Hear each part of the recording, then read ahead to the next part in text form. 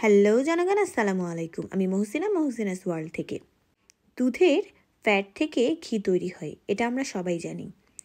তবে এই প্রসেসটা একটু কষ্টসাধ্য। আপনি যদি দুধের সর থেকে ঘি তৈরি করতে চান, তাহলে প্রথমে আপনাকে দুধের সর সংগ্রহ করতে হবে।